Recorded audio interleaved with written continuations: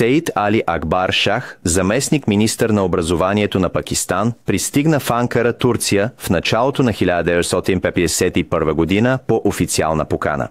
Той се срещна там с ученици на Нур и изрази желанието си да се срещне с Бедиузаман.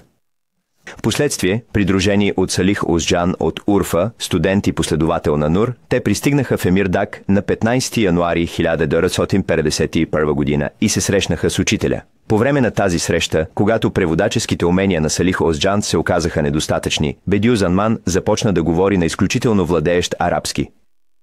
След срещата, Али Акбар Шах призна на Салих Йоскан: „Срещал съм много красноречиви оратори и литературни дейци в ислямския свят, но никога не съм срещал някой като Бедиузаман, който говори езика на Корана с такова красноречие.“ След това Бедиузаман връчи на Али Акбар Шах няколко книги от Рисале-и Нур и се сбогува с него. След много години обаче трактатите ще се преведат на урду, езика на Пакистан.